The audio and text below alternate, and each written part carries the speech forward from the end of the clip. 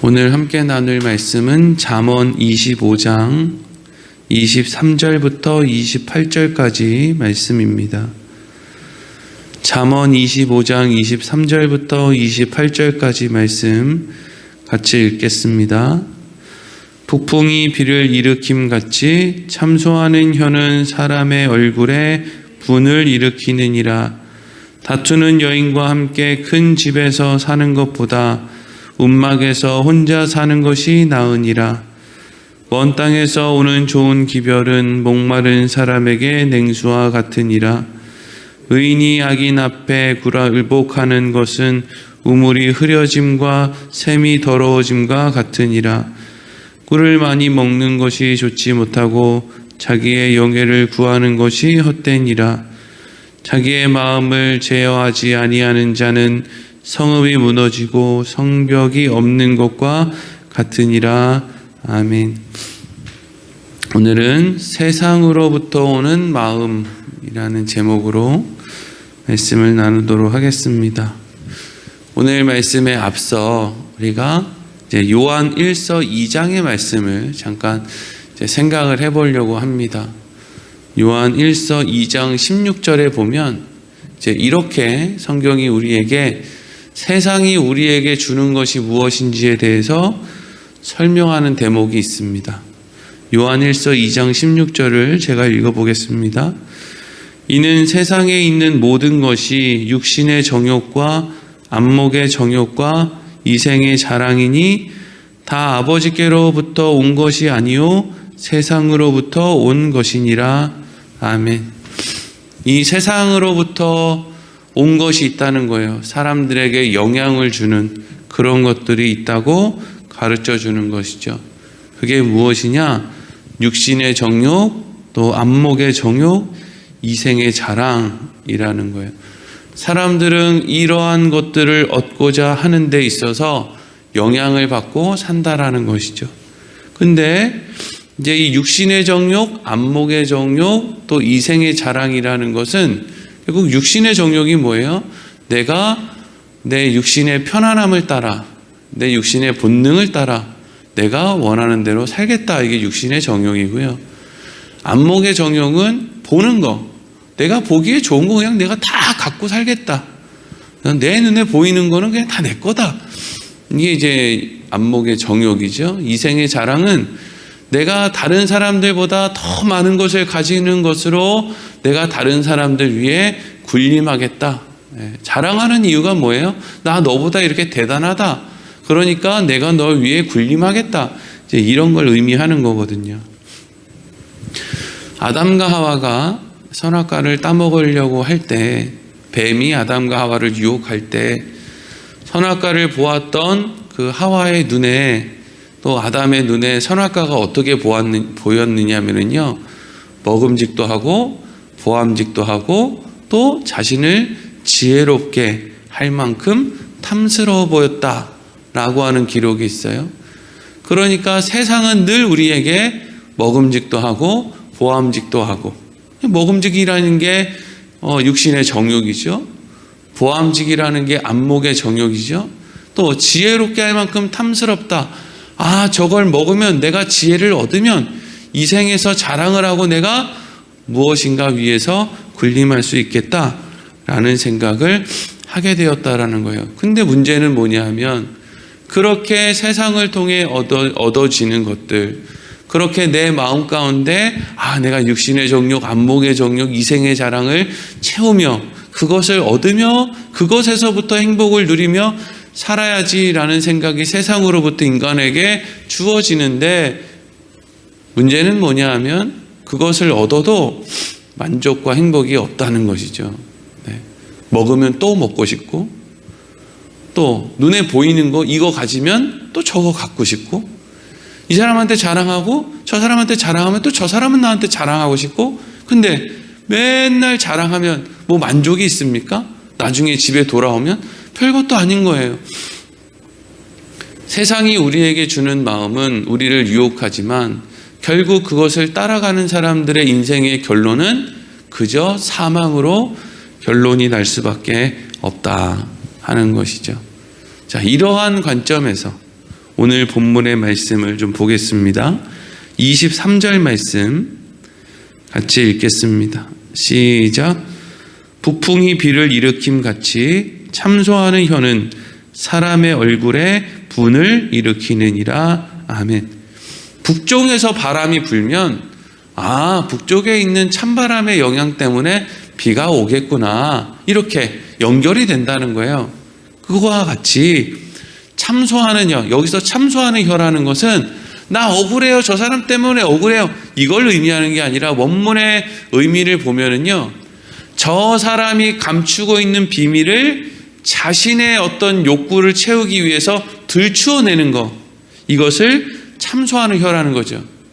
왕이시여, 저 사람이 얼마나 많은 비밀을 가지고 있는지 아십니까? 이제 이런 식으로 접근을 하는 걸 참소하는 혀라고 해요. 그러면 어떤 사람이 타인에 대해서 참소하는 혀를 가지고 막 쏟아낸단 말이죠. 그러면 그렇게 쏟아내는 그 일이 상대방의 얼굴에 뭘 만들어요? 분을 일으킨다는 거죠. 그러면 이 사람은 왜 상대방에게 참소하는 혀를 씁니까? 핵심은 자기 육신의 정욕을 채우기 위해서, 또 안목의 정욕을 채우기 위해서, 이생의 자랑을 얻기 위해서 이러한 일을 한다는 거죠. 근데 그러한 것을 얻기 위해서 이러한 일까지 하는데, 그럼에도 불구하고 성경은 지금 뭘 이야기합니까? 북쪽에서 바람이 불면 곧 비가 내리는 것 같이 내가 누군가에게 나의 어떤 욕심을 채우기 위해서 막 비방을 하고 하는 행동을 하면 즉시 상대방은 나에게 보복을 하게 될 것이다. 그러니까 나는 세상이 주는 마음을 가지고 육신의 정욕을, 안목의 정욕을 채우려고 그렇게 몸부림을 치고 그것을 얻으려고 하는데, 실질적으로 그걸 얻는 과정에서 뭐가 나에게 찾아옵니까? 타인의 보복, 타인의 분노, 이러한 것들이 나에게 찾아오게 된다라는 거예요. 그러니까 결국에는 이것을 따르는 행동이 꼭 마땅히 그렇게 해야지, 인간이 그런 거 이루려고 사는 것이지 라는 생각이 들지만, 실제로는 그러한 일이 얼마나 어리석은 것인지를 알게 된단 말이죠. 또 24절 읽겠습니다. 시작. 다투는 여인과 함께 큰 집에 사는 것보다 움막에서 혼자 사는 것이 나으니라. 아멘. 잠언 말씀에 이것과 비슷한 말씀이 많이 나와요.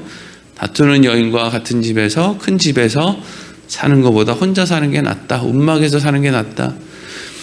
오늘 24절에 나오는 말씀은 다투는 여인과 왜 애초에 결혼을 했는가? 결혼할 때는 그 여인의 어떤 성격이 매력적으로 보였다는 거죠. 왜요? 그게 육신의 정욕과 안목의 정욕 때문이죠. 저 여자 참 예쁘구나. 근데 옛 어른들의 말씀에 다들, 이게 남자든 여자든 다 생긴 대로 값을 한다, 이런 말이 있거든요. 생긴 값을 해. 왜? 사람들이 조금만 예쁘거나 조금만 좀 잘생기거나 뭔가 다른 게 있으면 주위에서 막 이렇게 이제 사람 버릇을 나쁘게 하거든요. 그럴 수밖에 더 있습니까? 그러니까 연예인들이 저 연예인이 성격이 안 좋다, 이런 걸 가지고 우리가 이야기할 게 없는 것은 주위에 있는 사람들이 그렇게 만들어 놓거든요. 연예인이랑 결혼하면서 내가 연예인이랑 결혼했는데 우리 연예인이 집안 살림도 잘 못하고 얘는 맨날 그냥 뭐가 불만이야, 이런 얘기 할 게 없어요. 애초에 그거 알고 결혼하는 거 아닙니까? 성격도 좋고 살림도 잘하고 이것도 잘하고 저런 것도 잘하고 그럴 줄 알고 결혼한 사람이 바보지. 애초에 이 여인과 결혼을 할 때의 마음은 육신의 정욕과 안목의 정욕이었단 말이죠. 그런데 살다 보니까 우리가 인생을 산다라는 것은, 또 인생의 길을 걸어갈 때 뭔가 육신의 정욕과 안목의 정욕을 채운다는 것이 그게 되게 일회적인 것이고, 시간 지나면 소위 어른들 말처럼 얼굴 뜯어먹고 사는 거 아니구나, 이걸 이제 알게 되죠. 어떤 사람은 외모가 조금 떨어지는데 말하는 것 때문에, 행동하는 것 때문에 아주 그냥 사랑을 많이 받는 사람들이 있고요. 어떤 사람은 뛰어난 외모를 가지고 있지만 사람들로부터 막 손가락질 받는 삶을 사는 사람도 있는 것이죠. 그러니까 다투는 여인과 함께 사는 그 이유, 나의 육신의 정욕을 채우려고 하는 것이 시간이 얼마 지나지 않아서 이럴 줄 알았으면 내가 혼자 사는 게 나는데 라는 생각을 하게 된다는 거죠. 육신의 정욕을 채우고 안목의 정욕을 채우는 그 일이 결국 나한테 좋은 결과를 맺어주었느냐? 아니라는 거예요. 또 26절도 읽어보겠습니다. 시작. 의인이 악인 앞에 굴복하는 것은 우물이 흐려짐과 샘이 더러워짐과 같으니라. 아멘. 의인이 악인에게 굴복을 한다. 참 안타까운 일이죠. 그럼 왜 이 의인은 악인에게 굴복을 합니까? 이유가 있고 목적이 있고 원하는 바가 있기 때문이죠. 근데 대부분의 이러한 일이 일어나는 이유는 욕심 때문입니다. 이제까지는 욕심을 멀리하고 자기 마음을 잘 지켜서 의인의 자리를 지키며 살았는데 어느 한순간 육신의 정욕, 안목의 정욕, 이색의 자랑의 마음이 싹 들어오니까 이제는 내가 이번 한 번만 타협하자. 그래가지고 내가 악인 앞에 무릎 한번 꿇자. 그냥 편법 한번 쓰자. 눈 질끈 한번 감고 이번 한 번만 좀 어떻게 해보자. 근데 그 한 번이 어떻게 한다는 거예요? 이미 우물이 흐려진 것 같고 샘이 더러워진 것 같다는, 금을 못 먹는다 이제 이렇게 되는 거죠. 그러니까 그 한 번의 어떤 요 한 번만 굴복하자, 이게 한 번으로 끝나는 게 아니라 한 번 굴복하는 그 일이 결국에는 그 의인을 망쳐버리더라 하는 것이죠. 그 한 번이 자기를 망쳐버릴 거라는 걸 이 의인이 알고 악인 앞에 굴복했겠습니까? 그렇지 않거든요. 그러면 정말 어마어마한 가치를 내놓으라고 할 거거든요. 근데 대부분의 사람들은 요번 한 번만 하고 그 다음부터 다시 의인의 자리로 돌아가면 되지 뭐, 이런 생각을 가지고 있기 때문에 그렇게 대단한 가치를 위해서 악인에게 절을 하는 것도 아니에요. 별것도 아닌데 거기 그렇게 넘어간단 말이죠. 또 27절 읽겠습니다. 시작. 꿀을 많이 먹는 것이 좋지 못하고 자기의 영예를 구하는 것이 헛되니라. 아멘. 아무리 좋은 것도 막 육신의 정욕에 따라서 막 이걸 내가 먹어 산삼도 먹고 막 그냥 녹용도 먹고 막 뭐 또 무슨 버섯도 먹고 뭐 맛있는 고기도 먹고 막 몸에 좋다는 걸 그냥 다 때려 넣는 거예요. 그게 뭐예요? 육신의 정욕, 안목의 정욕을, 이생의 자랑을 채우기 위해서 그냥 막 애를 쓰고 사는 거예요. 근데 그렇게 막 먹다 보면 오히려 그렇게 먹은 것 때문에 빨리 죽는다고요. 내가 이생의 자랑, 육신의 정욕 채우려고 이리 뛰고 저리 뛰고 하다 보면 빨리 죽습니다. 목사님 잠깐만요. 저요 볼 일이 좀 있어서 신앙생활을 쪽 한 10년 20년 좀 쉴게요. 저 돈 좀 벌어놓고요. 자식 좀 키워놓고요. 이러고 그냥 세상으로 바삐 뛰어다니면 10년 20년 30년 지나면 대단한 열매를 맺어놓고 다시 교회로 나올 수 있을 거라고 이제 착각하는 사람들이 있죠. 실제로는 그렇지 못합니다.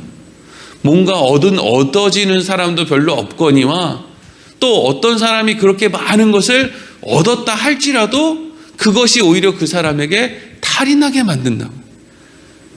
그렇게 부모가 신앙생활을 버리고 10년 20년 세상이 더 중요하다고 뛰어다니는 걸 자녀들이 다 보는데 그 자녀들이 마음을 다 잡고 신앙생활을 하는 자리로 나올 수 있겠습니까? 그게 참 쉽지 않은 거거든요. 27절 뒷부분에 보면 이렇게 돼 있죠. 자기 영예를 구하는 것이 헛되다. 어떤 사람은요, 명함이 세상에서 제일 촌스러운 명함이요, 아주 그냥 글이 빼곡하게 적혀 있는 명함이 제일 촌스럽죠.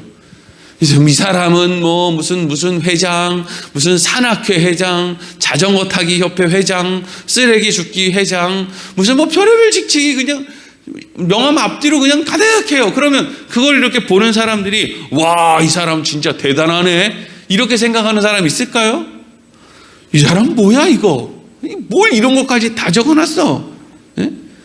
열심히 자기의 영예를 구하는데 그렇게 열심히 하는 그 일이 결국에는 그 사람을 우스꽝스럽게 만든다는 거죠. 나는 그냥 명함 뒤에, 목사님 명함 뒤에 금식 40회, 집회 1000몇 회, 또 무슨 교회 건축 몇 회, 이런 거 다 적어 놓는 거, 그 명함을 사람들이 딱 보면, 뭐야, 이거? 아니, 오른손이 하는 일 왼손이 모르게 하라며. 이게 뭐야? 오히려 이게 이 사람을 더 부끄럽게 하는 거 아니야? 이런 생각이 들게 하죠. 정말 유명한 사람은요, 명함에 이름 석자 딱 적는 거예요. 네. 윤석열, 네? 또 문재인. 아니, 명함에 그 이름 석자 딱 박는 거예요. 대통령 이런 거 쓸 필요도 없어요. 가장 영예로운 명함은 그냥 자기 이름 석자로 통하는 거예요. 거기다가 이것저것 그냥 세상에 욕심 딱 갖다 놓으면 오히려 그게 어떻게 돼요? 자기를 부끄럽게 만드는 것이죠. 또 28절 읽어보겠습니다. 시작. 자기의 마음을 제어하지 아니하는 자는 성읍이 무너지고 성벽이 없는 것과 같으니라. 아멘. 자기 마음을 제어하지 않는 것, 육신의 정욕을 따라 그냥 흘러가고, 안목의 정욕을 따라 그냥 흘러가고, 이생의 자랑의 자리라고 하면 그냥 흘러가고, 이런 사람은 뭐와 같다는 거예요? 성읍이 무너지고 성벽이 없는 것과 같다.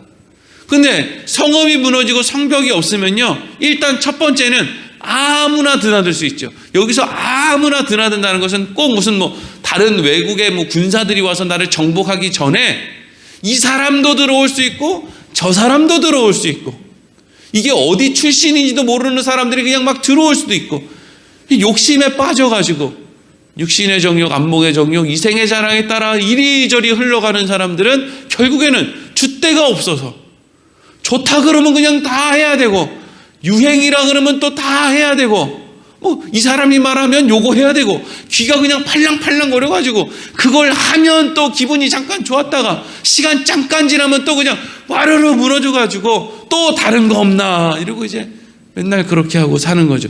자기의 마음을 제어하지 못하는 사람, 육신의 정욕, 안목의 정욕, 이생의 자랑의 마음을 홀랑 빼앗겨서 성읍과 성벽이 무너진 것 같이 사는 그 사람 말이에요. 그러다가 시간이 지나면 저기는 성읍과 성벽이 없어. 우리가 가면 그냥 가서 깃발만 꽂으면 저기는 우리의 차지야. 이러고 이제 주위에 있는 그런 적들이 쳐들어오면 결국에는 이제 그것마저도 빼앗기는 것이고, 세상이 나를 살고 있는 건지 내가 나를 살고 있는 건지 모르듯이 사는 사람들이 얼마나 많이 있습니까?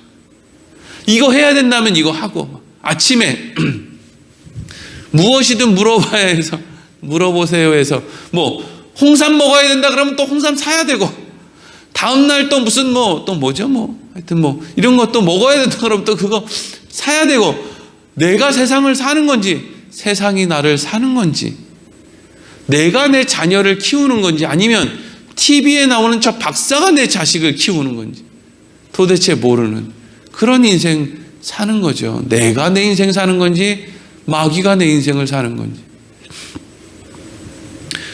오늘 말씀을 쭉 보면 다 이제 그런 식의 내용이 기록이 되어 있죠. 인간의 그 어리석은 마음이 인간을 어떻게 망치게 되느냐. 그런데 딱 하나 25절 말씀만 조금 다릅니다. 25절 같이 읽어보겠습니다. 시작. 먼 땅에서 오는 좋은 기별은 목마른 사람에게 냉수와 같으니라. 아멘. 그런데 어떤 사람은 먼 땅에서 오는 소식을 기다리고 있어요. 참 이게 제가 늘 잠언 말씀으로 설교를 할 때마다 그런 말씀을 가끔씩 드리는데, 이게 그냥 한 절 한 절도 다 교훈이 돼요. 하지만 이걸 가지고 꿀을 많이 먹는 것이 좋지 못하고 자기 영예를 구하는 것이 헛되다, 이걸 가지고 사실 그렇게 설교를 많이 할 일이 없어요. 그냥 그 한 절 한 절이 다 의미가 있으니까. 그런데 이 한 절 한 절들을 잘 이렇게 연결해서 보면은요, 다른 말씀들, 자기 욕심에 빠져서 살아서 결국에는 엉뚱한 자기 자신을 망치는 길로 인도해가는 그런 사람들이 가득하게 소개되어 있는 그 틈바구니에 하필 25절 말씀에 먼 땅에서 오는 좋은 기별, 이게 나온단 말이에요. 어떤 사람은 좋은 기별을 기다리고 있는 거예요. 육신의 정욕, 안목의 정욕, 이생의 자랑을 따르지 않고 뭔가 그 자신의 중심을 지키면서 어떤 좋은 소식을 기다리면서 참고 인내하면서 자기 자리를 지키고 있는 거예요. 그러니까 나중에 그 소식이 왔을 때 그게 기쁨이 되는 거지, 기다리지도 않았는데 자기도 그냥 욕심대로 흥청망청 막 살았는데 그 사람에게 무슨 좋은 기별이라는 게 있을 수 있겠습니까? 그러니까 어떤 사람은 먼 땅에서 오는 좋은 기별을 기다리는 사람이 있다. 먼 땅에서 오니까 당연히 그 기별은 오래 걸리죠. 오래 걸려요. 인내하며 참아야 됩니다. 그런데 내가 인내하고 참고 기다렸기 때문에 그 좋은 소식이 나에게 어떻게 들리는 거예요?